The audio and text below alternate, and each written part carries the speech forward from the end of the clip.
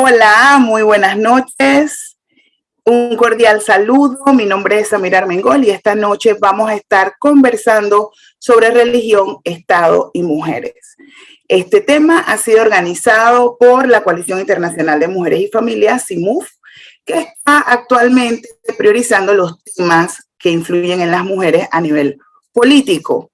Como presentadora esta noche voy a facilitar la conversación y queremos recordarle al público que nos acompaña por Zoom, por favor, mantener sus micrófonos cerrados, y a las personas que están en el público nos pueden ver a través del YouTube Live, dejar sus preguntas y comentarios porque vamos a poder entonces hacérselas a nuestras compañeras que están en el panel.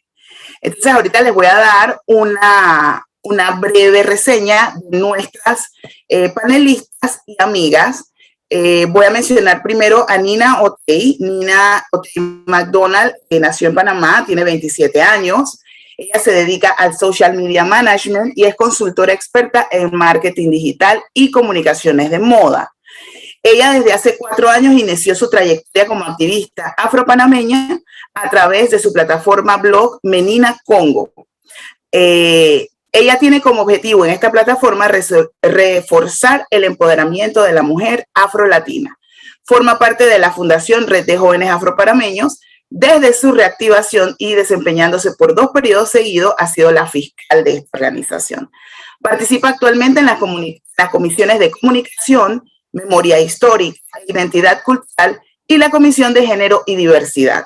También es coorganizadora del Melanin Summer Fest en Panamá, el primer festival de Panamá sobre cabello natural, afrofeminismo y afrodescendencia. Nuestra segunda invitada es nuestra queridísima Celia Moreno. Celia, siempre hay que decirlo, fue una de las primeras compañeras y asesoras que tuvimos para crear CIMUF. Celia es psicóloga y politóloga con más de 10 años de experiencia académica a nivel universitario en Panamá y en Europa.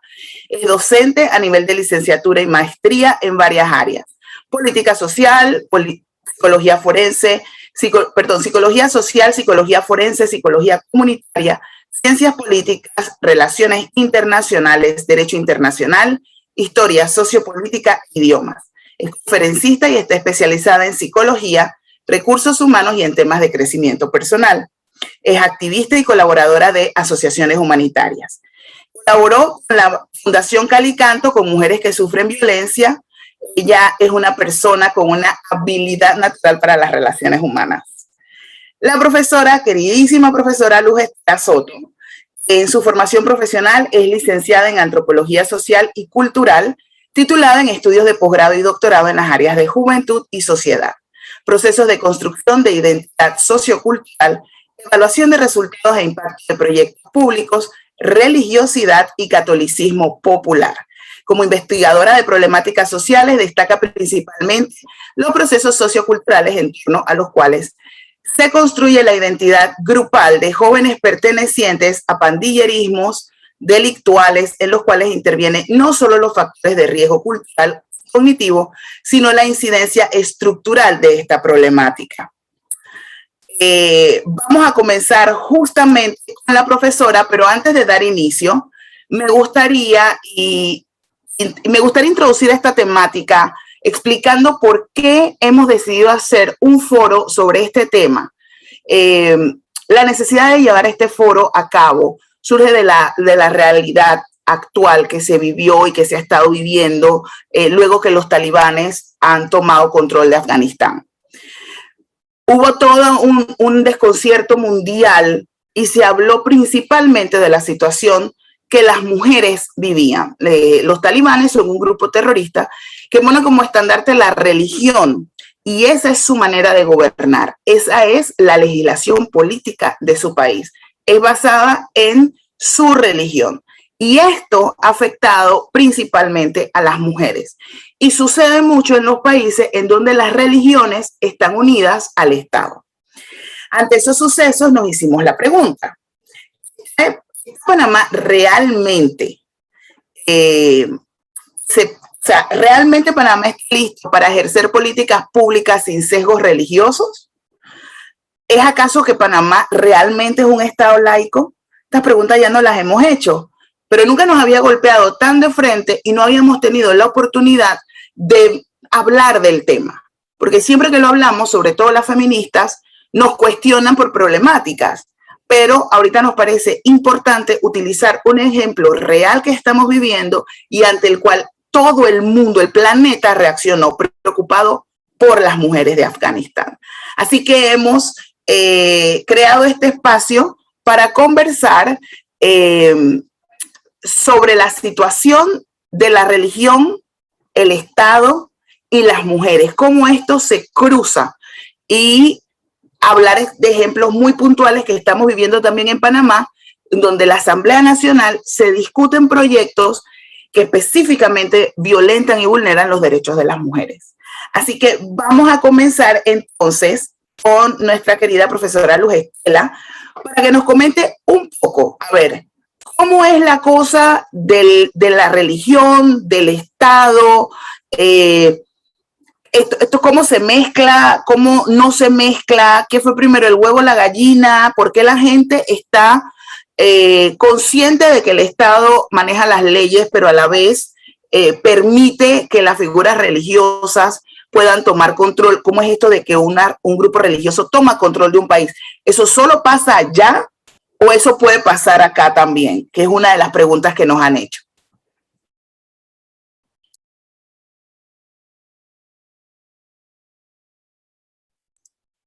Ya. Hola, buenas noches. Gracias por estar en este foro público en el que podamos hablar precisamente de cosas que aparentemente son tan cotidianas, pero están tan profundas y tan ya atravesadas en la vida de todos nosotros, que las damos por natura, como es el problema de que en antropología y de la perspectiva antropológica será en la que yo hablo, está atravesada en todos nuestros imaginarios. Es decir, desde tiempos inmemorables la humanidad transitó primero por lo religioso y hasta el día de hoy nos sigue atravesando. Si estamos hablando de 250.000 años de nuestro pensamiento como Homo sapiens, tenemos esa memoria muy profunda. Y en lo religioso está el concepto también del saber. Desde la antropología, los estudios de los fenómenos religiosos, hay muchas escuelas, pero las primeras y las que han hecho esos intentos más grandes, porque es densa el trabajo que hay, es sobre la domesticación de la naturaleza. Entonces, desde allí empieza nuestra relación cósmica o telúrica, cantidad de situaciones que el caos de la naturaleza podían a nuestros antepasados haberlos llenado de ese posible desconcierto.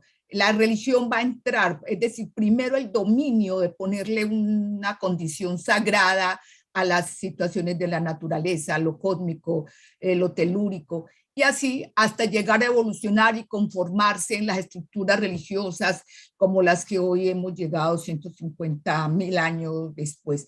Polisemias religiosas, todas las que se quiera, hasta llegar hasta nuestros días. A nosotros, hablemos particularmente de lo de nosotros, que es la religiosidad cristiana y la religiosidad católica, que es la que nos llega aquí hace 500 años. Y nos llega en un momento en que también allí estábamos ya en la Reforma, así que nos llega aquí con la Inquisición, que es pues la brutalidad y el salvajismo. También entonces va a dar una estructura, porque la antropología lo que nos enseña, lo que busca es la manera en que nosotros manejamos los imaginarios, nos da la manera en que rijamos lo que es lo explícito y lo implícito, y en eso está obviamente totalmente atravesada la explicación religiosa, cuando no hablamos pues de lo que es la condición del ser. No es nada extraño que nos llegue hasta los días de hoy lo que estamos viviendo en Afganistán, porque la mujer en ese ámbito y hasta el día de hoy en lo religioso, y no solamente de la estructura religiosa, sino desde la estructura de los estados, cuando se conforman los primeros estados en Grecia, la mujer entra a ser parte del ámbito privado. Y en los mitos de las religiones, casi todos los mitos fundantes, las mujeres somos muy peligrosas. Y entonces desde nuestras condiciones naturales, también vamos a ser inmensamente estereotipadas e igualmente invisibilizadas desde ese mensaje imaginario. Si pensamos en la nuestra o en la que es el cristianismo fundante, pensemos que hemos nacido de una costilla. Es decir, que si fuese tan natural nacer de una costilla, pues no había que inventarnos la narrativa del símbolo, ¿no? Y que fue una desobediencia, entonces desde ahí somos unas mujeres muy peligrosas. Entonces no haya que inventarse pues esa, porque entonces los hombres iban a parir mujeres sacándose la costilla si fueran naturales y las mujeres íbamos pues a parir hombres. Entonces no íbamos a necesitar narrativas fundantes como es la de la desobediencia de Eva, y desde allí pues se va a fundamentar el cristianismo con esa posición frente a la mujer que se va a construir en la lateralidad, es decir, no aparecemos nunca en la historia. Siempre nos tienen que rebuscar, cómo imaginarnos, y entonces ya empezamos pues con esta carga. Hasta el día de hoy, créanse, subsiste. Para nosotros, los que tenemos una base cristiana, está atravesado todo ese imaginario del mujer, en la invisibilidad, en la lateralidad y solamente al servicio de hacer al deseo, servir al deseo de los hombres. Tan atravesado es esto que nuestro querido y recordado Rocío, y aquí tenemos nuestra compañera politóloga, bien sabe que es el padre pues del contrato social, y que después en todas las rupturas históricas cuando se crean los estados desde Grecia y se crea la propiedad privada y lo público, a nosotras nos van a tirar siempre al claustro de lo privado. Y de hecho, en la Revolución Francesa, que los derechos universales, en el que nosotras pues nunca aparecimos, porque los derechos universales, la libertad, la fraternidad, esos derechos pues fueron el derecho para el hombre ser fraternal, el hombre ser libre, el hombre ser feliz. A nosotros Rocío nos hizo un mandato en ese momento, nos mandó a que teníamos que vivir al cuidado de los hombres, acompañarlos y vivir en el deseo de ellos. Es decir, esto vamos y volvemos y nosotros seguimos en esa misma condición. Han habido pues muchos hitos, entonces, en el que las mujeres han tratado, de hecho, pasada la Revolución Francesa, una Olimpia que ella trata 4 años después de pedir, en ese espacio mismo, con la misma estructura discursiva, ella encuentra pelear por un espacio para las mujeres en la Revolución Francesa, y 4 años después la decapitan, ¿no? Precisamente porque se iba contra las condiciones del Estado. Es decir, una y otra vez desde nuestros orígenes, luego Grecia, cuando se instaura pues el derecho romano, que es vigente al día de hoy para nosotros, se da por natural cantidad de situaciones para la cual se justifica la invisibilidad de la mujer hasta llegar a nuestros días.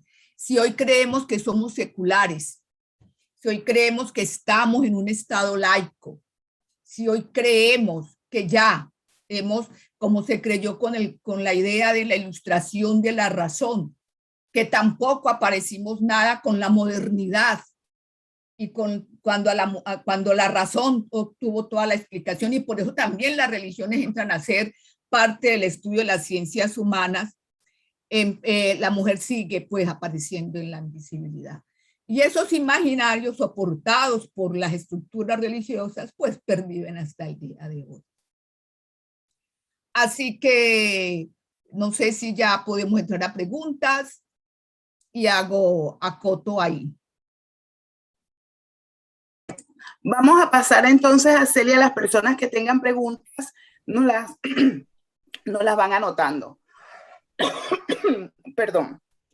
Celia, háblanos sobre el Estado laico y si Panamá es un Estado laico.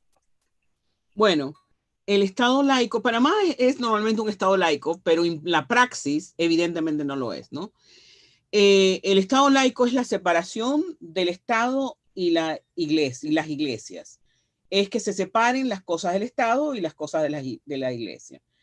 Infelizmente, en Panamá se deja la influencia eclesiástica porque conviene a los políticos para los votos, ¿verdad? Porque es una manera de garantizar sus votos. Y esto le hace mucho daño a las mujeres. La influencia de la religión dentro de la política, ¿qué ha hecho? Ha impedido, por ejemplo, la educación sexual integral. ¿Qué ha traído la falta de educación sexual integral en las mujeres? El incremento de adolescentes embarazadas. El embarazo adolescente incrementa a 1000 por mes, por menos. Las infecciones de transmisión sexual, infecciones y enfermedades de transmisión sexual. Evita la libre elección de la procreación. Ahora mismo vemos el fallo de la Corte Suprema de Justicia sobre el derecho a la mujer de la libre elección, y dijo que porque en Panamá todavía existe condicionales, ¿no? O sea, tiene que tener 2 hijos, tener cierta edad, antes eran 3 hijos, y tener 30 años para poder ser operada, ¿no? Para poder ser operada y no tener hijos. Y todavía, o sea, tanto que el hombre es libre de operarse o no operarse cuando le dé la gana, la mujer tiene que seguir ciertas pautas, ¿no? No se respetan entonces sus derechos sexuales y reproductivos, ¿verdad? Ahora, tenemos que saber también que en la historia, tal vez lo puede decir también Luz, en la historia hemos tenido la persecución de mujeres por los grupos religiosos y de los derechos de las mujeres. Por ejemplo, el derecho a la planificación familiar, el derecho a los medios de contracepción, todos esos derechos, el derecho al divorcio, el derecho al matrimonio civil, todos esos derechos fueron combatidos por grupos fundamentalistas y fanáticos religiosos para que la mujer no tuviera acceso a eso, porque la mujer iba a ser una tal por cual. Sí se le daba el derecho al divorcio, sí se le daba el derecho al anticonceptivo, iba a ser una mujer, una trabajadora sexual, pues. También se persigue que se elimine el aborto, sobre todo las condiciones del aborto. Sabemos que en Panamá existen 3 tipos de abortos terapéuticos, ¿no? En donde se pone en peligro el feto, la vida de la mujer o donde hay violación. En otros países como El Salvador, por ejemplo, los grupos fanáticos religiosos han llegado a imponer leyes que hasta prohíben el aborto espontáneo, cuando sabemos que el aborto espontáneo no tiene, o sea, nadie es responsable de un aborto espontáneo, ¿no?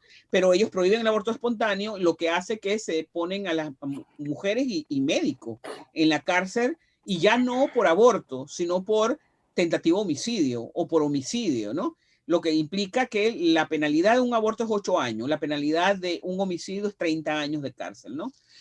Se dieron los derechos entonces también de las comunidades,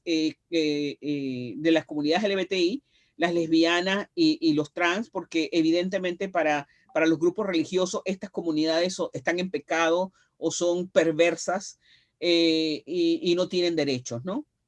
Se violarían también todos los avances que hemos tenido, ¿verdad?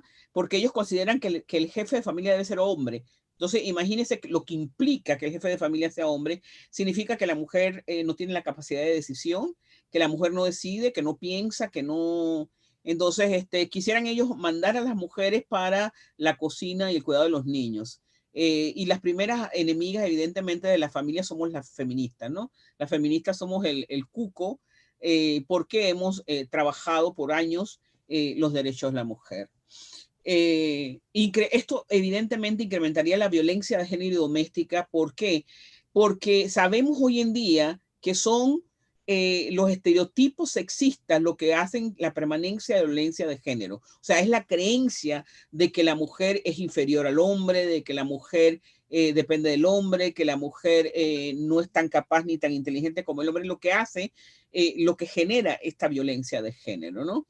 Entonces, retrotraeríamos a la mujer en un segundo plano, como lo era en siglos pasados, donde la mujer no tenía derecho a la educación, no tenía derecho a la propiedad, no tenía derecho a manifestarse. Y tenemos que citar algunos versículos de la Biblia que dicen que la mujer no habla en la congregación, porque solo se le da derecho a hablar a los hombres, ¿no? Evidentemente eso sería en detrimento de la mujer. Todas las religiones monoteístas son patriarcales, son machistas, y evidentemente que la primera que sufriría en esto sería la mujer, ¿no? En Panamá hay grupos fuertes organizados de fanáticos religiosos que quieren que la mujer esté en la casa. Y ojo, que lo quieren para todas las mujeres, o sea que ellos no hacen diferencia en las que son católicas, no católicas, cristianas, no cristianas, ateas o no ateas, esto es todo igual para todo el mundo, ¿no? Ese sería lo que tendría que decir. Después podríamos debatir, ¿no? Muchas gracias, Celia. Entonces ahora vamos con Nina. Recuerden que todos sus comentarios y preguntas las pueden anotar. Todo esto que hemos hablado sobre la evolución que ha tenido la religión y cómo ha ubicado a las mujeres dentro de esta estructura de poder y cómo las ha ubicado dentro del mundo de lo privado. Y luego pasamos acá a hablar de cómo esto también está impactando en las leyes que coartan nuestros derechos humanos y nuestros derechos, sobre todo de salud sexual y reproductiva. ¿Qué pasa o cómo es la vivencia desde ser una mujer afro en un país que además es racista? Porque ahí se vive una discriminación distinta y que además generacionalmente, o sea, fue un pueblo secuestrado y colonizado a través de una religión. Entonces, a ver, cuéntanos un poco sobre eso, Nina. Gracias, Amira, por la introducción. Bueno, antes de hablarlo de mi perspectiva como mujer negra, quiero responder tu pregunta de si Panamá es un estado laico. Yo creo que lo que han dicho mis compañeras Luz y Celia, pues es un poco más o menos a lo que yo opino. Y se supone que un estado laico garantiza la libertad de creer en algo diferente a lo establecido y debe haber una separación entre gobierno e iglesia. Dicho esto, también se basa en diferentes pilares, es decir, que no debe de discriminar, no debe haber privilegios sobre una religión a otra y debe haber libertad de creer o no creer.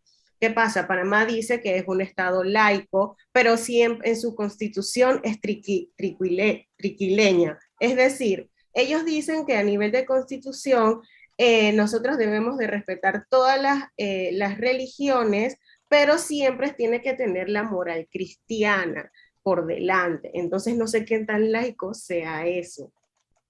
Y bueno, respondiendo entonces a esta parte de vivencia como mujer negra, o como persona afrodescendiente también, me gustaría echar un poco para atrás y realmente esto de tener estados con estas triquileñas o que sean 100% bajo algún dogma religioso es muy peligroso e históricamente en la cultura y en la historia afrodescendiente esto ha sido siempre un sistema para oprimirnos. Es decir, desde el siglo XV nosotros vivimos bajo una opresión cristiana.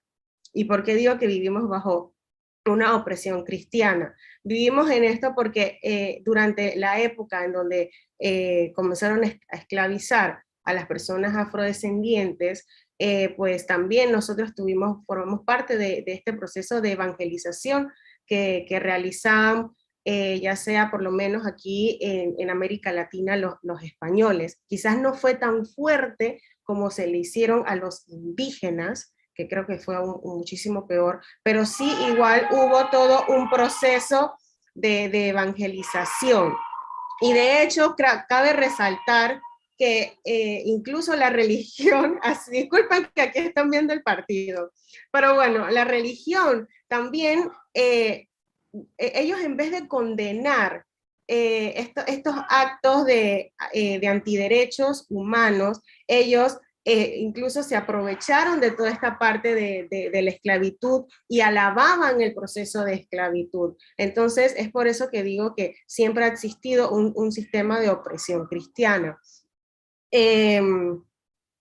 Y realmente, pues bajo este sistema de opresión y como cultura afrodescendiente siempre se ha buscado de alguna manera pues ser resilientes pues los afrodescendientes y las personas que vinieron aquí, de alguna manera siempre buscaron cómo tratar de mantener esos saberes ancestrales, mimetizando entonces un poco sus tradiciones con la religión católica en estos países latinoamericanos. Eso lo podemos ver en Cuba, lo podemos ver en Brasil, lo podemos ver en diferentes áreas del continente. Otro ejemplo también que ha habido históricamente de opresión, por lo menos en las áreas donde estaban los británicos, por ejemplo en Estados Unidos, y también en las islas de las costas, Jamaica, Barbados y Antigua, se utilizaba incluso una Biblia especial para justificar entonces los hechos de la esclavitud, diciendo que el Antiguo Testamento justificaba la esclavitud hacia las personas negras. Y ahora se preguntan por qué esto afecta entonces a las mujeres negras. Primero, hoy en día, todo este recorrido que hemos tenido de opresión hacia nuestros saberes y hacia nuestra ancestralidad, también es una forma entonces de que las personas no puedan encontrarse dentro de un sistema de autorreconocimiento o de autoidentificación. ¿Por qué? Porque aparte de que tenemos un sector en donde se ha buscado cómo de alguna forma mimetizar los saberes ancestrales, vivimos en un país en donde se condenan nuestros saberes ancestrales, llamándolo que si pues eres una bruja o que si tiene que ver temas de satanización. Entonces esto también hace que una persona no quiera pues reconocerse o no pueda adentrarse a sus raíces ancestrales por el hecho de que todo lo que tiene que ver con, de alguna forma, la africanidad es negativa. Y dicho esto, me gustaría decir, por ejemplo, en las palabras de Bell Hooks, de esta afrofeminista estadounidense, ella indicaba que atender las necesidades del espíritu es importante para la autorrealización, la plenitud y una autoestima saludable. Y definitivamente nosotros en un factor histórico, nosotros no hemos podido tener esta autorrealización. Sí es cierto que dentro de la comunidad y las mujeres afrodescendientes estamos tratando de recuperar todos esos saberes ancestrales, espirituales, y sí, son religiosos, a diferencia de lo que dicen pues en los diccionarios que son tradiciones paganas. En realidad yo considero que sí son religiones que fueron negadas aquí en América Latina. Opino que pues tenemos que empezar pues a apostar por un crecimiento espiritual que trate de alguna manera a nosotras, a las mujeres negras, a reconciliarnos con esos saberes de nuestros ancestros, también reconciliarnos con nuestra identidad y tratar también de luchar con el sistema, porque lastimosamente vivimos en un país que todo lo que no sea cristiano, pues es castigado y realmente eso no permite que una persona pueda desarrollarse de forma integral e espiritual. Y eso también es una forma de resistencia. Muchas gracias, Nina. Espectacular tu respuesta. Y me quedo con eso de que cualquier mujer que decida practicar alguna religión ancestral que nos han castrado es condenada, ¿no? Somos condenadas nuevamente. Aquí hay una pregunta que de hecho se la plantea Celia a Luz, que nos hable un poco cómo era en la Edad Media, cuando el poder de la Iglesia y el Estado estaban unidos, cómo era la vida de las mujeres. Y también está la pregunta, por acá me habían hecho otra pregunta y que va de la misma mano, ¿cómo es, quién elige qué iglesia o qué religión es la que gobierna? Porque vemos que entonces acá en la Edad Media estuvo todo el tema del cristianismo, que en algún momento fue cristianismo, después fue catolicismo, pero entonces también vemos que en otros lugares hay otras religiones y hay muchas religiones en el mundo. ¿Quién decide qué religión manda? Luz, cuéntanos un poco, porfa.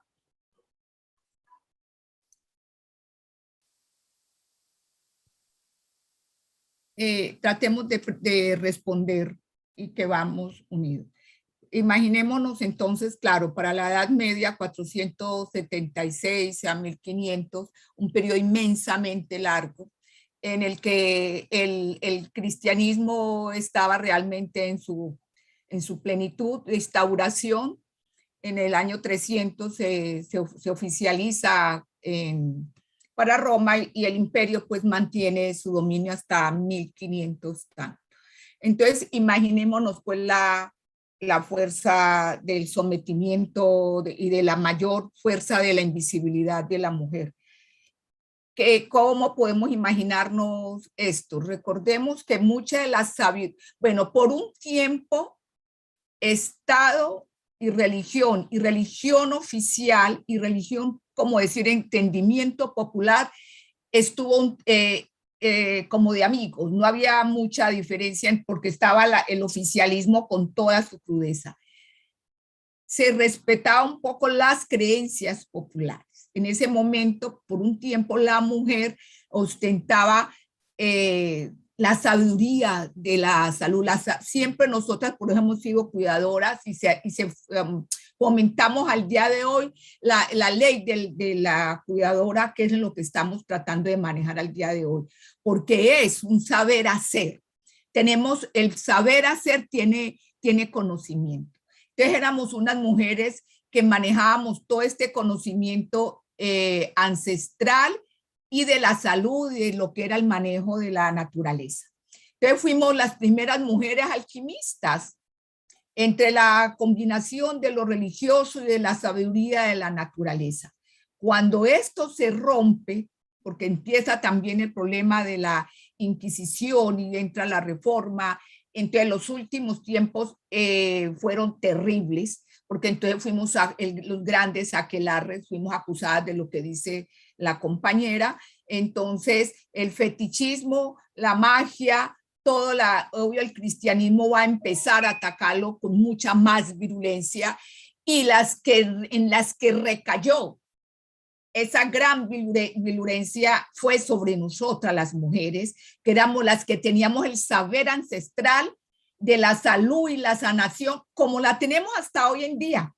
Cuando vamos, siempre sabemos que fuimos las parteras, hemos sido las conocedoras de las plantas, hemos sido el cuidado. Ese cuidado en el mundo privado generó un conocimiento grande, que lo tenemos, lo sabemos, y por eso hoy se quiere volver una ley. Entonces, en aquel momento la vida, las hijas de los señores feudales habían heredado toda la condición desde los romanos, es decir, que estaban en el mundo privado, y ellas, para poderse casar, no heredábamos, solamente siempre éramos niñas pequeñas, y eso eran las hijas del señor feudal, el que para casarlas daba una dote, es decir, la esperanza de la dote. Si por algún motivo no habían hombres quien heredara, pues iba a heredar alguien en la familia consanguíneo, varón, lo más cercano, sobrino, tío, ese era el que iba a heredar, la mujer no iba a heredar. Ella entonces siempre estuvo en esa condición, siempre hemos estado en esa condición de niñas dependientes. Y por eso aquí hablamos de que lo religioso y las religiones y sus estructuras fundantes es un imaginario que pervive hasta el día de hoy. Esto de que hablemos de que somos un Estado secular, en el papel no existe, pero en la realidad, en el imaginario de los hombres que manejan el poder y crean las leyes patriarcales, subsiste, y si no, y se pueden ellos a sí mismos llamar que no es nada religioso, porque los he escuchado decir que no es nada religioso, pero prevalece entonces la misoginia.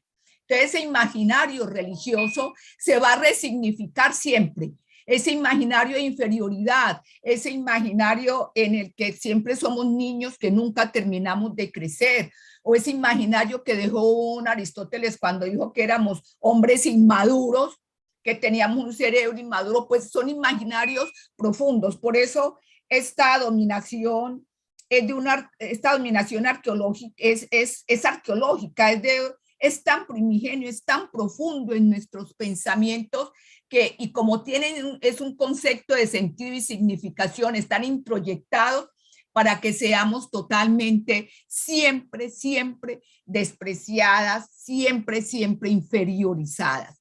Y obvio, como bien lo sabemos, que además de ser mujer, cada que le vamos poniendo un sumando de categoría de estigmatización, pues cada una de esos nos va a hacer cada vez más marginadas de toda posibilidad. Entonces, cada que le pongamos un apellido más a nuestra condición de mujer, nos va a hacer cada vez más marginales.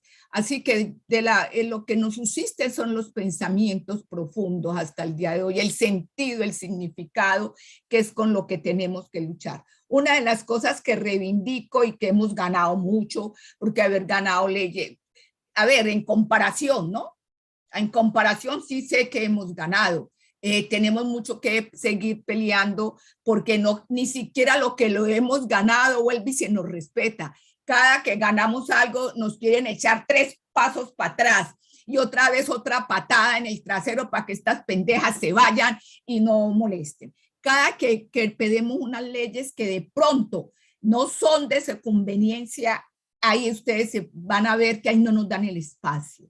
Si nos dieron el espacio de las luchas del feminicidio, que son ganancias de las leyes de la violencia de género, de la violencia doméstica, es porque había un reducto en el momento, un reducto político que quería.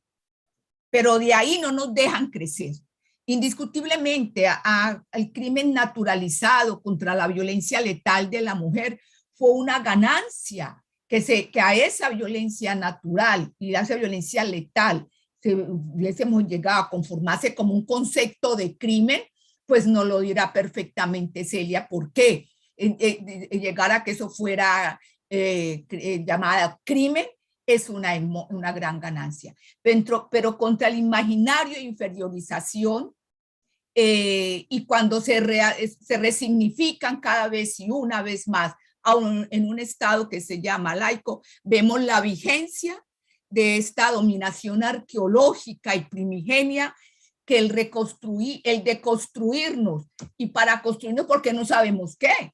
Nosotros no tenemos ningún referente de qué es ser mujer, porque lo único referente normativizado fue el de la heterosexualidad y de la imposición. Heterosexualidad para ser mujer y nos enseñaron, normatividad para ser hombre y nos enseñaron.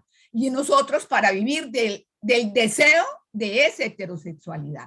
Entonces, siempre nos echan para atrás, como las luchas que tenemos que llamar hoy al día sobre esto. Así que el que seamos nuevamente las manejadoras y las cuidadoras y que ahora con la pandemia nos dimos cuenta en dónde estábamos la gran mayoría de las mujeres, de cuidadoras.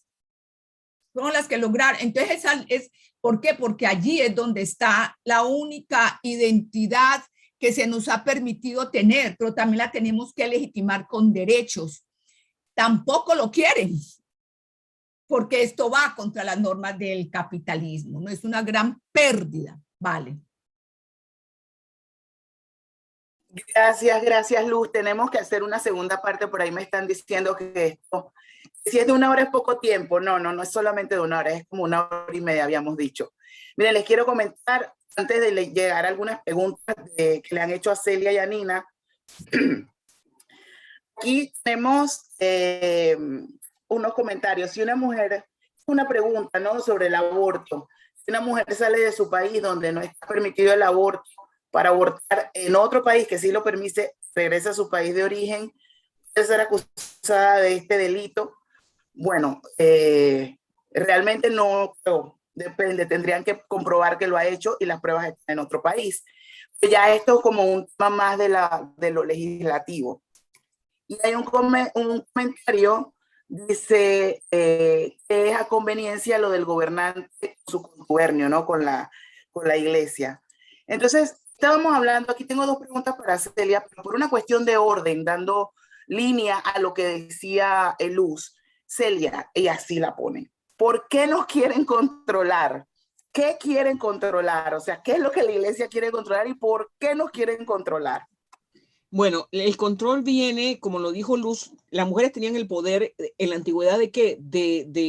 El dominio de la naturaleza, de saber cómo curar a través de las plantas, como lo dijo Nina, todo este saber ancestral, ¿verdad? Que les daba poder.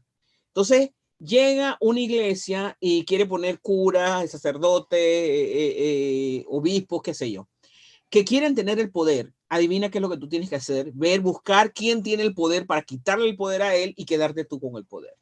Eso es en general, ¿no?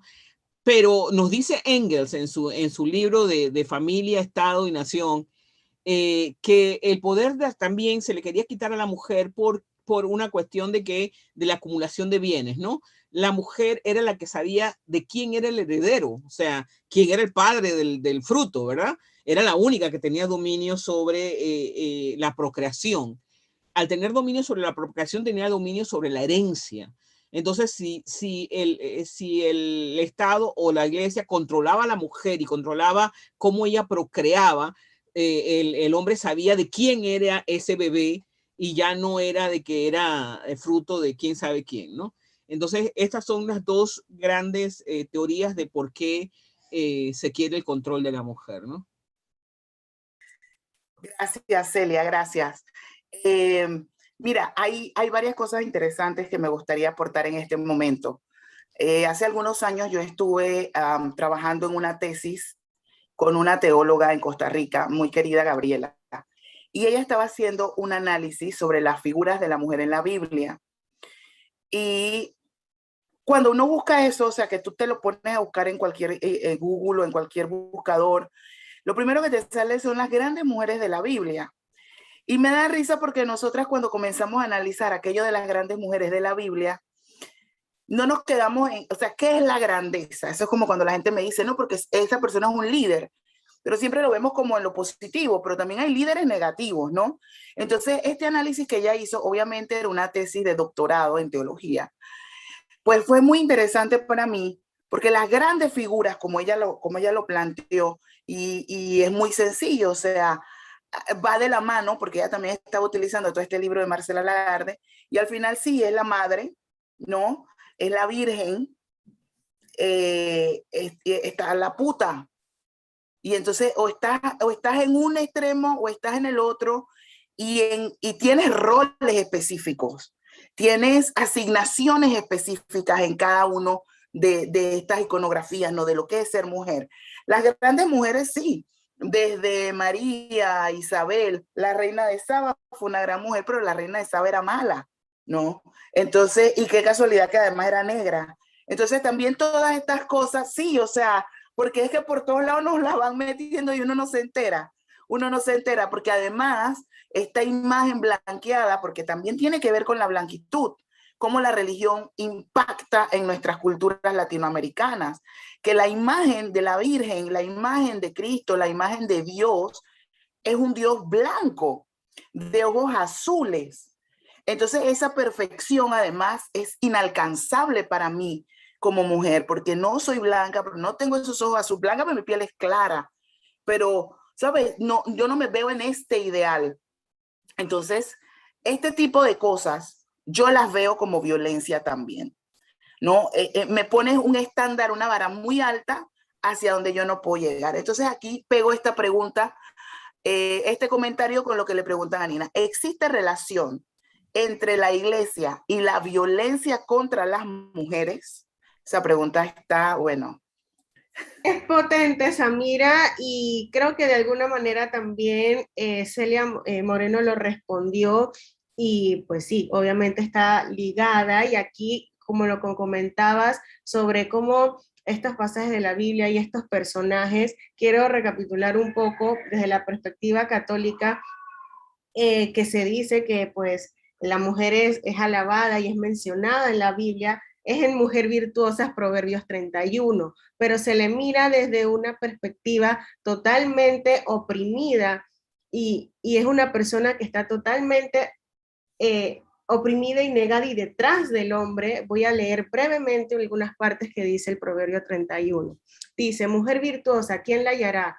Porque su estima sobrepasa largamente a la de las piedras preciosas. El corazón de su marido está en ella confiado y no carecerá de ganancias.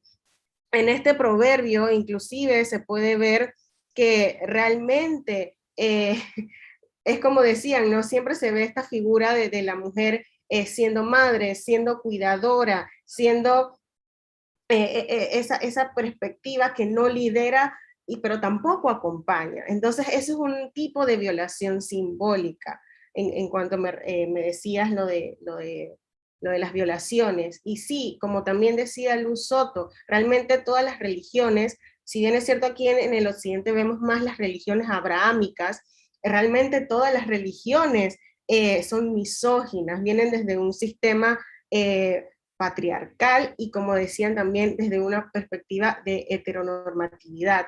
Entonces sí existe el tipo de violencia y sí está vinculado, porque al final, si esto es lo que se les enseña a las personas, a las mujeres, de que tienen que pues callar, por ejemplo, cuando el hombre habla, por decir de alguna manera, pues sí alienta a que haya una violencia doméstica, ya sea simbólica, ya sea psicológica, y evidentemente de alguna manera ellos buscan esa forma para justificar entonces la violencia. Como yo mencionaba también, en esta perspectiva histórica de cómo utilizaban y manipulaban pasajes bíblicos para justificar la violencia y la esclavitud, pues así mismo funciona la Biblia y utilizar estas herramientas para pues llegar a estos tipos de violencias.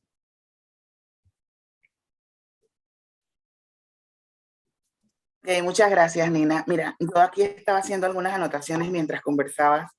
He ido viendo lo que cada una va diciendo y me llama la atención esto de los textos bíblicos, ¿no? Donde ubican a las mujeres. Por ejemplo, los colores que son asumidos en el Apocalipsis, ¿no? Están también las figuras de la madre, y está la Gran Babilonia con sus mantos púrpuras, ¿no? Estos colores que son utilizados hoy para lo sexy, ¿no? Rojo, violeta, lilas, pero que una buena mujer no usa esos colores, ¿no? Porque esos son los colores que vinculan a la mujer al pecado. Todo esto está en nuestras cabezas. Otras cosas que están en nuestras cabezas, que están en la Biblia, y quiero hacer la comparación, porque parte de lo que hemos estado hablando, Afganistán no está tan lejos de nosotros, o sea, geográficamente está lejos, ¿sí? Pero ellos utilizan la Biblia y decimos, pero ¿cómo van a apedrear a las mujeres? Ese Alá, esos musulmanes, pero es que la Biblia, la nuestra, ¿no? La Biblia criolla dice que a las mujeres hay que apedrearlas cuando son adúlteras. Y si a ti te violan, también eres adúltera. O sea, no importa si tú opinaste o no, tú eres adúltera, punto. Y vas a ser golpeada con piedras hasta la muerte. Eso lo dice nuestra Biblia cristiana, blanca, local, la criolla. Ellos hacen, nosotros hacemos, es lo mismo. Otra cosa que me encanta, los hombres, y es parte de la violencia que vivimos las mujeres, con el adulterio, que es un pecado para las mujeres, ¿no? Las personas que se casan por la Iglesia Católica, para las personas que se casan por la Iglesia Católica, pedir el divorcio de la Iglesia es todo un proceso. Y las razones para que te den ese divorcio, una de ellas es que la mujer haya cometido adulterio, no el hombre. Otra es que la mujer no tenga hijos, indistintamente de que sea el hombre que después de 800 exámenes científicos diga que él no puede, y por la no satisfacción de la concupiscencia moderada. O sea, la mujer tiene además que complacer, digamos, al hombre en términos sexuales, ¿no? Pero con moderación, porque si no, entonces pasas de ser la esposa a ser esta mala mujer, ¿no? Que está vinculado con el tema del placer, del deseo, y por eso que históricamente nos han castrado el placer. Yo diría un poco eso, porque no quieren controlar, porque quieren controlar el cuerpo de las mujeres. Más allá de solo nuestra vida, quieren controlar nuestro placer, quieren controlar que seamos vírgenes y buenas para que el heredero sea el heredero, ¿no? Y esto del adulterio muy institucionalizado, porque en la Biblia, la nuestra, la criolla, la local, dice que los padres estaban con sus hijas, las hijas iban y se agarraban al papá dormido, y entonces hijas contra padres, hermanos contra hermanas, todos contra todos, pero los hombres tenían tantas esposas puedan mantener. Eso lo dice nuestra Biblia. Cuando la gente me dice, las mujeres, no, yo no podría vivir allá en Arabia porque eso, dije que los hombres tienen muchas mujeres, mi amor, pero lo dice tu Biblia, lo dice tu Biblia. Entonces, por aquí tenía unos comentarios, creo que Celia dice, Maritza Mosquera de Summit nos dice, todas las religiones son misóginas. En el siglo XVIII, el Buda Nichiren Daishonin declaró que todos los seres humanos son budas, sin distinción. Gracias, Celia, porque yo soy fanática del combo Daishonin. Me gusta, y me gusta porque es una filosofía que no discrimina. El man dice que todos somos iguales. Entonces, sobre esto vamos a ver. Celia dice que le gustaría leernos algunos pasajes contra las mujeres. Les pido, por favor, gente, busquen su papel, agarren su celular, anoten, porque Celia nos va a leer algunas citas bíblicas. Por ahí Nina nos va a recordar cuál fue la que ella leyó ahora. Y búsquenla después. Esto no es inventado, estos son libritos. Estas señoras que están aquí son docentes. De hecho, maestras mías, también las quiero muchísimo. Por favor, compartan el live si lo están viendo, pásenlo a sus amistades. Vamos entonces con Celia para que nos ilustre en las hermosas palabras de amor que la Biblia tiene para nosotras las mujeres. Es que cuando uno cita esto, la gente te dice que es mentira, que eso no está en la Biblia. Sí está, ¿no?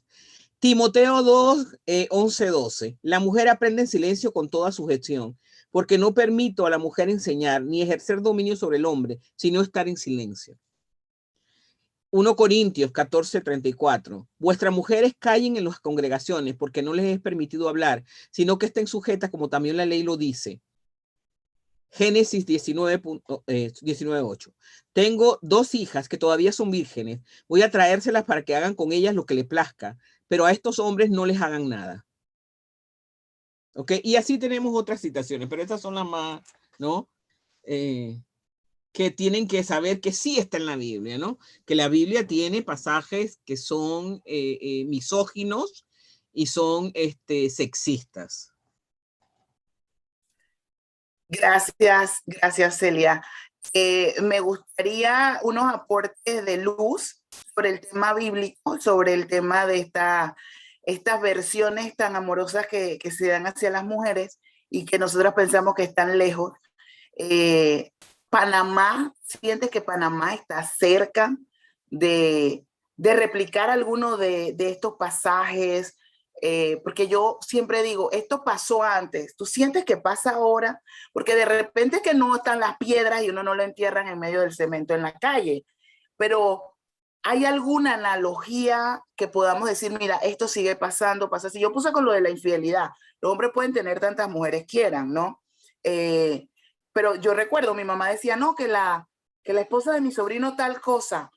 Y yo le digo, pero si él la quemó, ella también puede tener otra pareja. Y me dice, no, porque es que ella se cree hombre. Yo, wow, ¿sabes? O sea, la infidelidad está institucionalizada y aprobada para los hombres.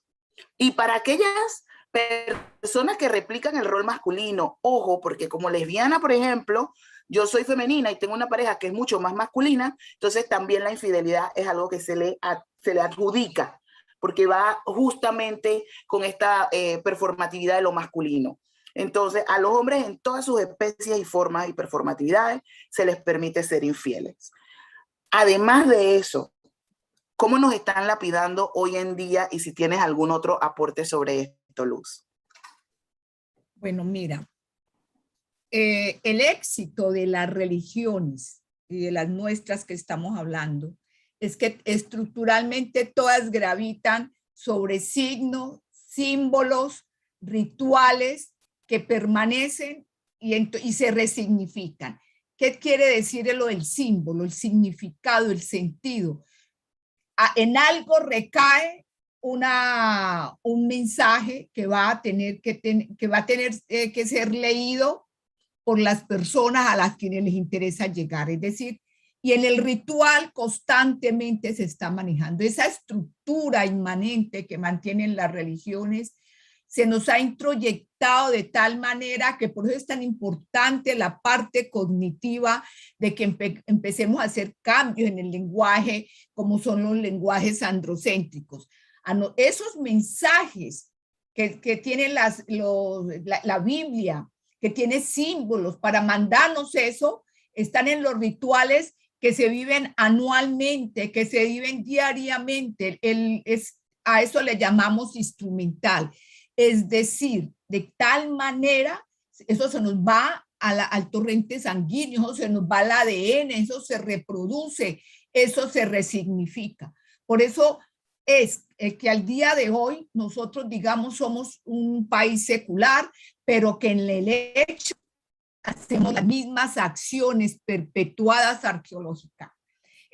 Por eso el símbolo tiene un sentido tan grande, porque le da sentido cognitivo a un hacer, una justificación.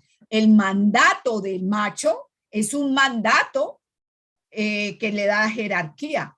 El mandato de la violencia es un mandato que le va a dar virilidad. Así que todo esto no es de ayer y de hoy. No, esto es un proceso largo, porque las estructuras religiosas que vuelven y se revitalizan. Ahora tenemos un resurgimiento enorme cuando creíamos que éramos seculares, pero tenemos de las religiones pentecostales en América Latina, porque vuelven y se resignifican.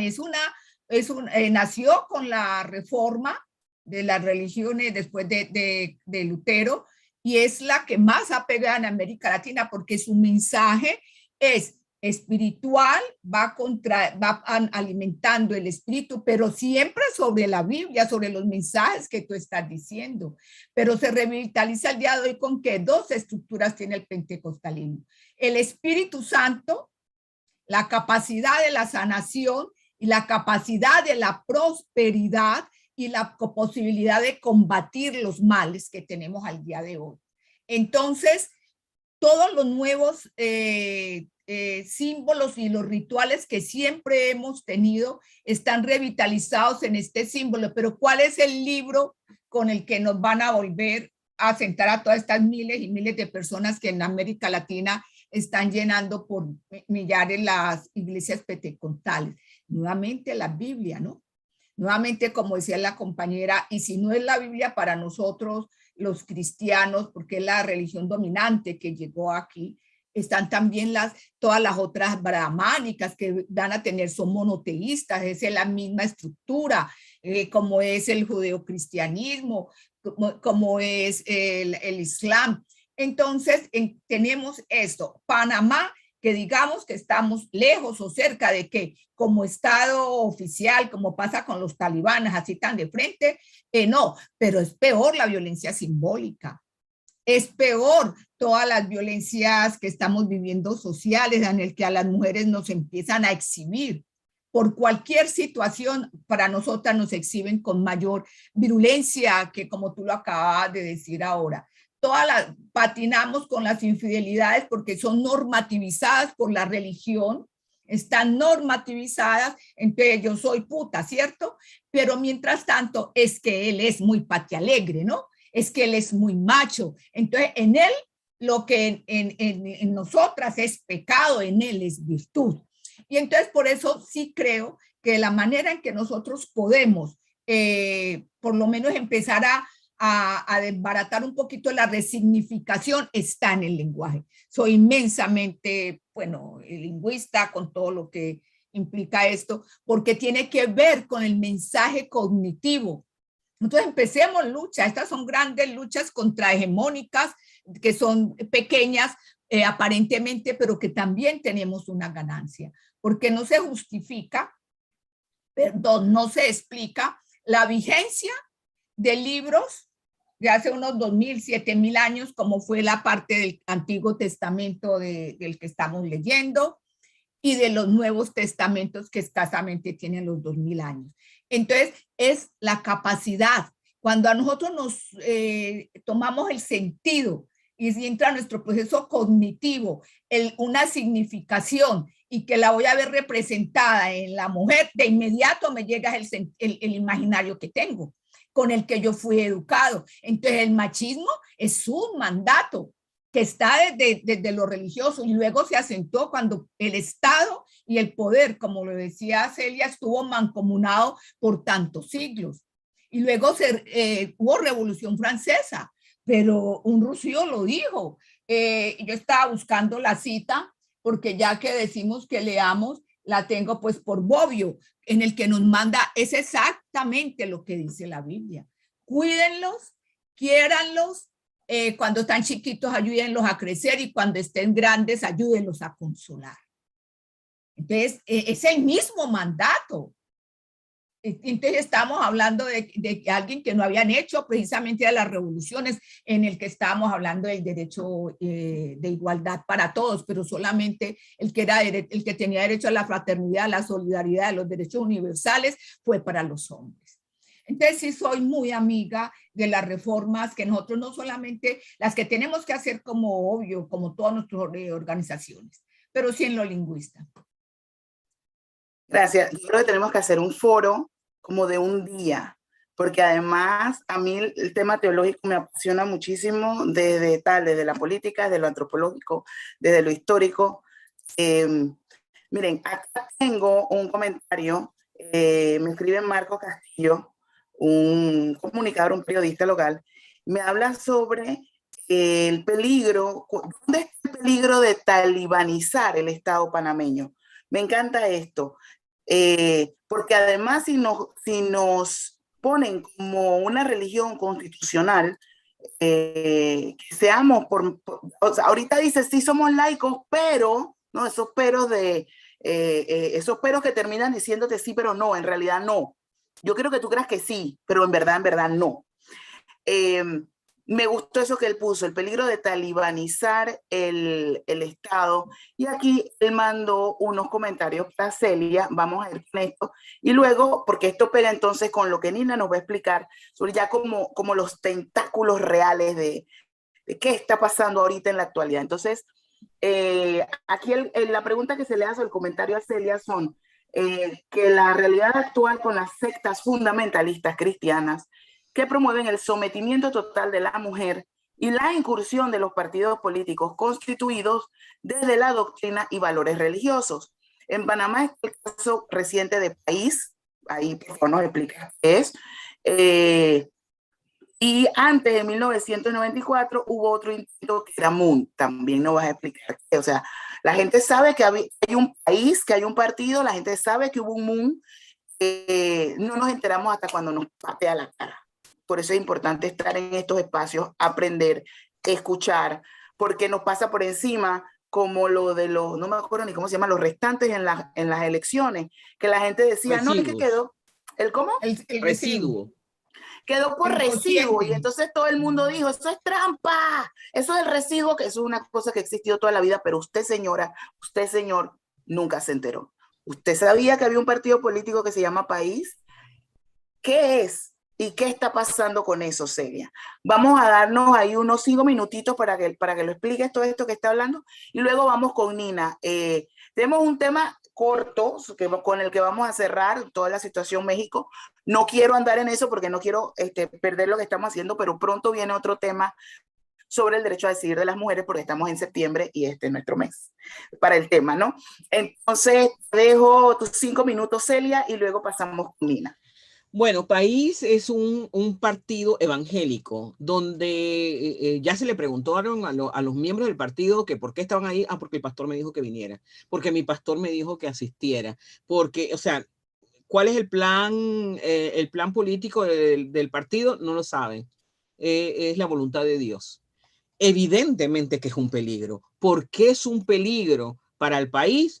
Porque quieren imponernos a todos sus ideas religiosas, porque irrespetan los derechos de las minorías, los derechos de la comunidad LGBTI, de ateos, de agnósticos, el respeto de la multiculturalidad, como lo dijo Nina, ¿verdad? El respeto de las comunidades, de los pueblos indígenas, los pueblos originarios, porque quieren imponer de todos modos sus creencias o sea, tipo colonización española, ¿verdad? y a los afrodescendientes, que practican mucho la religión yoruba, ¿verdad? Entonces, la religión yoruba ya no es religión, sino que es una brujería o son gente que hace cosas malvadas, diabólicas, demoníacas, qué sé yo. La persecución entonces de las minorías, ahí viene la persecución de las minorías, ¿verdad? Para que la gente deje de ser yoruba, deje de ser atea, deje de ser... Y no hay un verdadero respeto de la libertad de credo de la gente. La impunidad y el encubrimiento y el tráfico de influencias en los eclesiásticos, que lo vimos con el padre Cosca, ¿verdad? Ese padre que estaba involucrado en el asesinato, donde encontraron prendas con sangre en su apartamento, se va de viaje a México. Cuando tú y yo nos hubiesen encontrado prendas ensangrentadas, ¿nos hubiesen dejado de ir a México? No creo, ¿verdad? Le encontraron 7 cuentas con $150,000 o más de $150,000. Nunca investigaron las cuentas, de dónde viene esa plata, cómo fue que un padre que normalmente gana, no sé, $600 al mes, tiene cuentas de $150,000 y tiene 7 cuentas de $150,000. Los rumores de abuso sexual infantil que habían contra el hombre en su parroquia tampoco lo investigaron, ¿no? Entonces hay muchas cosas que se dejan pendientes y tenemos todos los casos de la Divina Misericordia, de Jesús y María, todos estos casos que han quedado en el aire y que no se le han dado ninguna respuesta. Buscando información sobre el abuso sexual eclesiástico en América Latina, busqué sobre Panamá, nada. Somos el único país en América Latina donde no tenemos ni video, ni documental, ni nada que hable sobre el abuso sexual eclesiástico. Eso te dice mucho sobre el manejo que tiene la iglesia, porque la iglesia lo que hace es, y lo sé de viva fuente, que la iglesia llama a los periodistas y dice, no, usted no puede hablar de eso no sé qué, porque esto, o a llamarlo a los dueños de medios, y los dueños de medios, porque son religiosos o porque son, no dejan entonces que eso pase más allá, ¿no? La impunidad, las creencias científicas. Ahora vemos los antivacunas. ¿Quiénes tú crees que son los antivacunas? Los antivacunas en su mayoría son fanáticos religiosos, son fundamentalistas religiosos, ¿no? Porque la palabra de Dios me va a curar, porque el milagro de Dios no sé qué. Y ahora tenemos las terraplanistas, o sea, ya la tierra no es redonda, ahora la tierra es plana. Y, o sea, unas loqueras, perdón, unas sin sentido que de verdad quieren que se imponga o sea, la evolución ya no existe. Y todo eso, a mí me chocó en este año, el año pasado que llegó un grupo de personas a enseñar curaciones. ¿Tú sabes qué era la curación? La mano, impongo la mano divina, etcétera. En la universidad. Nos vienen esta gente a la universidad, yo era docente en ese momento y digo, ¿cómo es posible que dejemos entrar esto? Si en la universidad, que debe ser el palacio del saber científico, dejamos entrar poco de locuras y el pensamiento mágico religioso, ¿dónde vamos a parar, no? El adoctrinamiento del pensamiento mágico religioso es una cosa impresionante, que vuelve a pueblo sumiso, porque, por ejemplo, cuando iba a dar clases en Colón, tú le decías, bueno, pero es que tienes que tú tomar en cuenta, no, es que Dios proveerá. Es que la mano divina, ¿no? No, tú tienes que esforzarte tú, hacerlo tú. No. Yo me pongo en manos de Dios. No. Entonces las personas que son muy adoctrinadas piensan que ellos no tienen poder, que el poder es de Dios. Entonces ellos no tienen ningún poder, así que no van a hacer nada, no van a protestar tampoco, no van a hacer luchas sociales porque el poder es de Dios. Entonces ahora vemos también en las arcas públicas, ¿qué hemos visto con esto de la descentralización? En la descentralización, como dejamos a los representantes que decidieran sobre el dinero, ¿verdad? Ahora sí ya nos estamos avispando sobre las juntas ¿no? locales. ¿Qué pasó con esto? Que ese dinero lo usaron ¿para qué? Para construir iglesias, para reparar iglesias. Cuando se necesita acueducto, vivienda, se necesita otras cosas que construir iglesias o reparar iglesias. Es un sinsentido, ¿no? Como el dinero que gastamos en la ¿cómo que es? JMJ, ¿cómo es? Ajá, JM, sí. que un montón de plata que debieron haber utilizado en cosas necesarias para el pueblo, ¿no? Entonces, todas estas creencias que hace que nos vuelve atrás no 50 años, 100 años atrás, ¿no? En ese colectivo, imaginario colectivo, como decía mi querida Luz, y a posiciones arcaicas, ¿no? Sumamente arcaicas. Y infelizmente el panameño promedio no conoce la historia, no sabe lo que pasó en la Edad Media, la persecución, el abuso, los asesinatos, etc. Y cree que eso, volver a la Edad Media, es un avance. Ok, perdón. Dale. Gracias, Celia, gracias. Bueno, quiero que sepa que tienen un montón de fans, la gente está escribiendo enloquecida, enamorada de ustedes, o sea, que mucho aprendizaje, que el espacio ha sido muy bueno. Por aquí dice Juan Alonso, en Panamá las mujeres sufren las consecuencias de los discursos misóginos de los cristalibanes criollos. Me encanta talibanizar el Estado, cristalibanes criollos, porque es que esa realidad no está lejos, está muy cerca. El éxito es para mí que mi Dios es negro, eso me encanta. Todo lo que sea como para fastidiar a otra gente, yo me apunto. Solo por el deporte y el placer que me da atormentar. Celia me conoce hace rato y sabe que sí. Entonces, Nina, aquí estamos. Tengo una pregunta buenísima, que es la pregunta de cierre. Por ahí estaban preguntando sobre el aborto y el tema de México. Probablemente la otra semana, si no la de más arriba, vamos a estar haciendo otro foro sobre el tema específicamente de aborto, porque es un tema muy, muy complejo. Sí es interesante hacer las comparaciones de lo que está pasando en otros países con Panamá, y va a ser todo un foro como este, pero específicamente sobre el derecho a decidir, las causales para el aborto y todo el tema. Entonces, esa no, o sea, vamos a ver qué nos hace falta en Panamá. Conéctense en el próximo foro y estén atentos y atentas a nuestras redes, que vamos a sacarlo del tema. Y Nina, te voy a dar un chancecito para que nos respondas esto bien concretamente. Y luego entonces vamos a la última pregunta, que cada una vamos a responder. Yo le respondí a la persona.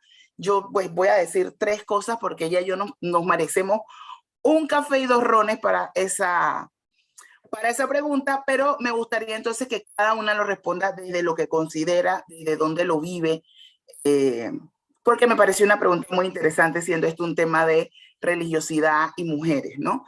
Entonces, Nina, ¿en dónde vemos a las iglesias metidas en la política y en el Estado? O sea, aquí eso está pasando. Me gustaría que nos dieras algunos ejemplos muy específicos, muy gráficos, para que la gente lo pueda ver y lo pueda entender. Ya sabemos que este proyecto de partido, este partido país, es un partido específicamente religioso. O sea, quiere que los pastores sean los presidentes, los diputados, los representantes. Y que también entonces nos hables del tema de las iglesias como donantes de campañas políticas. Mira, Samira, antes de responderte tu pregunta concreta, y estabas hablando del tema pues del aborto y México, aquí yo quisiera recapitular un poco eso, porque en Panamá es un país que nos gusta mucho criticar al vecino, pero no vemos las cosas que pasan adentro. ¿Y por qué lo digo? Porque dentro de la sociedad siempre hablamos de los otros países que son muy conservadores o muy machistas, es decir, México, es decir, Colombia, es decir, no sé, vamos un poquito más abajo, vamos a Chile, este tipo de cosas se escuchan mucho no, Panamá, no, nosotros no somos tan conservadores, y déjame decirte que somos ultra conservadores. Ya podemos ver que por lo menos en México han hecho un avance en poder legalizar el aborto. Y sí, ¿en dónde vemos a las iglesias metidas en la política y en el Estado? Pues primero, las iglesias están en todos lados en este país. Aquí, pues de nuevo regresando a este tema del Estado laico, aquí realmente no existe eso. Vamos desde el adoctrinar a los jóvenes desde una perspectiva de cuando están hablando sobre temas de religión, siempre se impone la religión católica y las religiones abrahámicas. Específicamente aquí en Panamá vamos con toda la parte de cristianidad y de la parte católica, y en otros sectores en la parte del judaísmo, y en otros pues más adelante dentro de sus crianzas el islam. Y en la política lo vemos todos los días aquí cuando hay algún gran acontecimiento, algún gran evento. ¿Qué es lo que abre? Siempre abre la cristianidad, siempre se buscan a estos arzobispos, así que vamos a empezar por ahí. Pero también quería hablar sobre esto que está pasando de las reformas electorales, que tenemos que realmente como sociedad civil estar muy pendientes, porque si no me equivoco, la semana pasada se había aprobado en primer debate una modificación en la reforma en donde se permitía el financiamiento de las iglesias a campañas políticas. Y esto me parece muy importante mencionarlo, sobre todo lo que decía mi compañera Celia sobre el partido País. Nosotros estamos dándole poder y estamos dándole de alguna manera privilegio, y sabemos que es un privilegio a las religiones cristianas para entonces ellos dominar, ellos mandar y ellos oprimir de nuevo. Y es literalmente lo que decía Celia, de regresar a las épocas medievales. Entonces creo que con eso me voy a quedar. Muchísimas gracias, muchísimas gracias.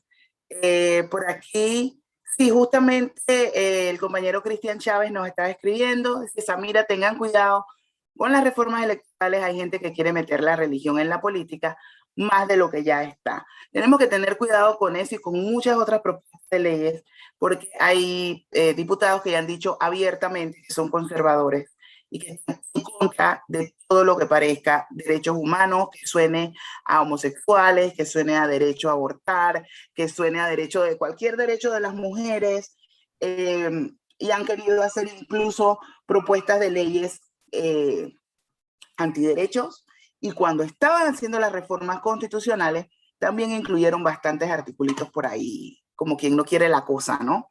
Entonces, sí, allá tenía yo una amiga que estábamos, bueno, me escribió y me dijo esto justamente. Y yo lo puse aquí, esta va a ser la pregunta de cierre para todas. Interesante. Ella me plantea, me pregunta a mí, y entonces, claro, yo lo lanzo acá. ¿No te parece que pertenecer o ser creyente de cualquier religión y llamarte feminista es incongruente? Yo le dije que no me lo parece, porque creo que hay una diferencia entre la fe y el pueblo que practica su fe, y sí, o sea, el pueblo de Dios, como se le dice, y otra es que está el grupo que es fundamentalista religioso. Yo creo que la gente puede creer en Dios, y creo que hay otro grupo que es el grupo fanático. Es como decir que todos los musulmanes son talibanes. Esta es como mi postura. Y luego ella me puso algo que voy a leer. Dijo: la JMJ, como estábamos conversando, la JMJ es el resultado del poder atribuido al catolicismo por todas esas personas de fe que no son fundamentalistas. Entonces,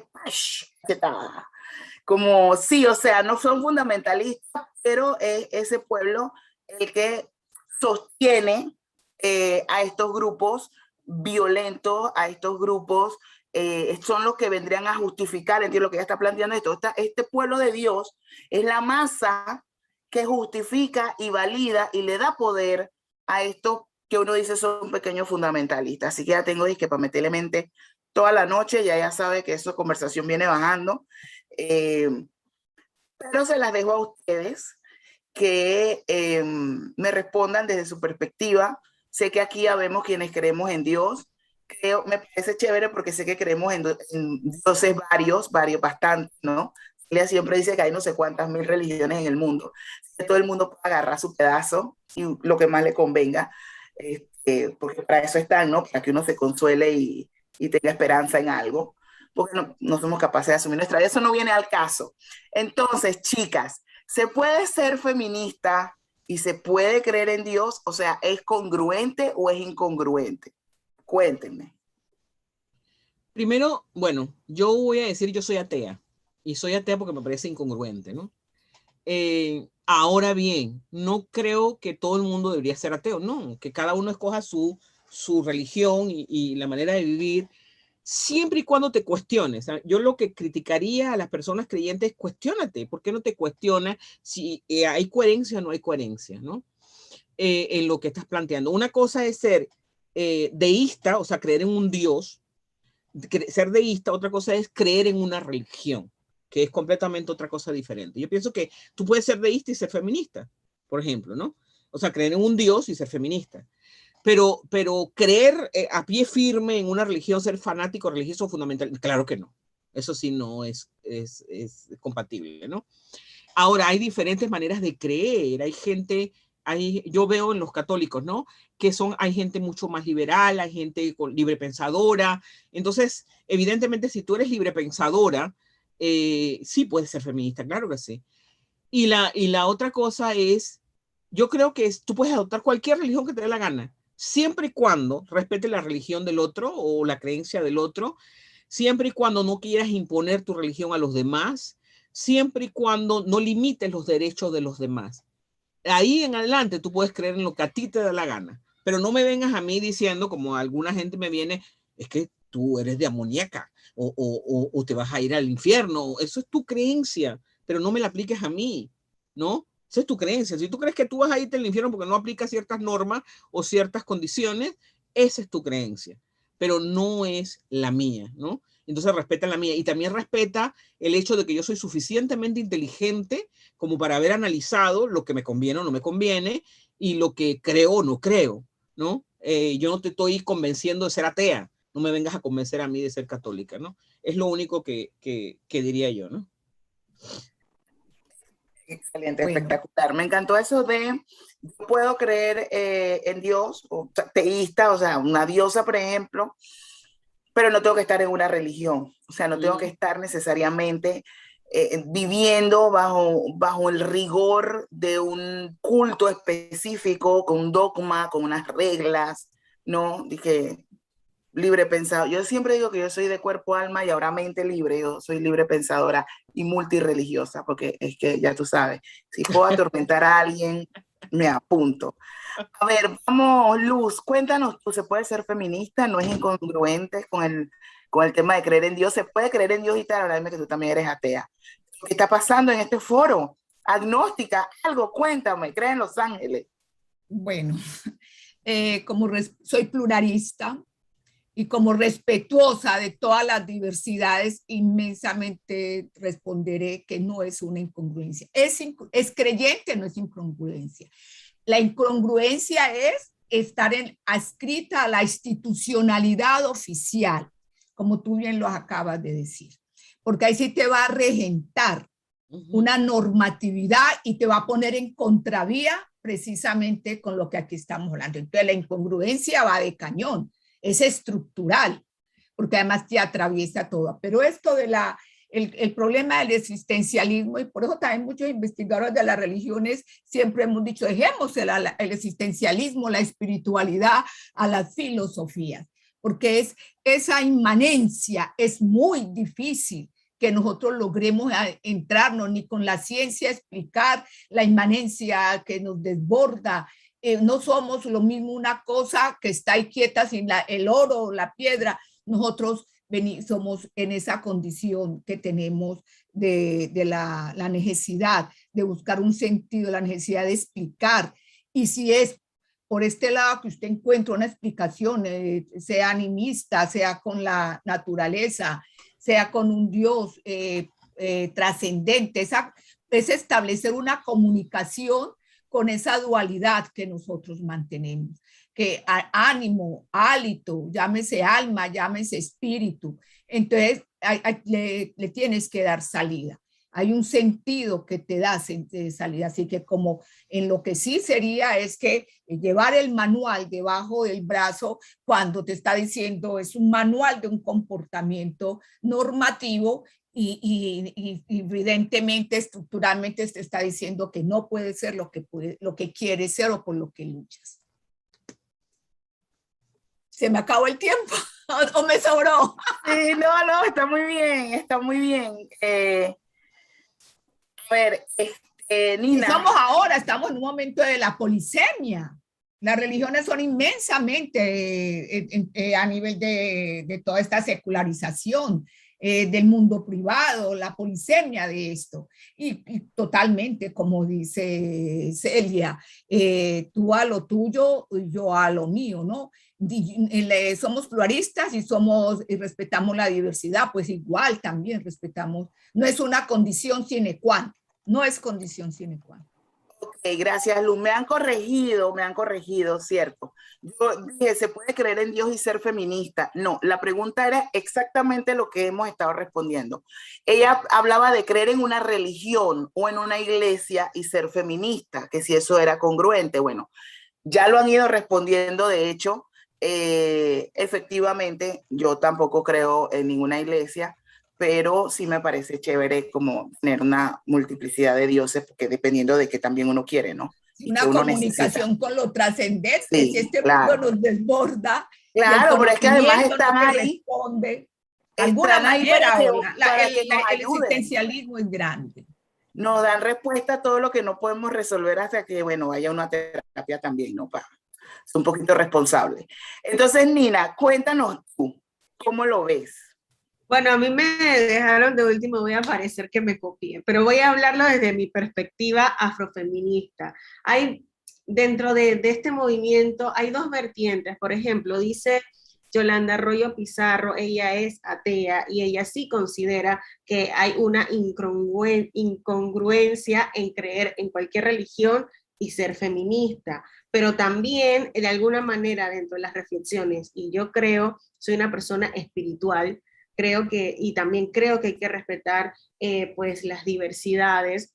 Debemos entender desde una perspectiva de persona afrodescendiente que si bien es cierto, en las religiones forman parte de todo de este sistema esclavista, patriarcal y heteronormativo, también se ha utilizado la religión cada uno para resistir y ser resiliente. Entonces también entre buscar sus vertientes, agarrar significados para poder resistir, avanzar y seguir luchando. Entonces por eso muchas mujeres también se han agarrado de la religión o de algún tipo de espiritualidad para entonces seguir avanzando. Por eso no creo que es incongruente, porque no, que tú sigas una religión no significa que no creas en los derechos de las mujeres o no tengas un pensamiento crítico para saber qué parte de la religión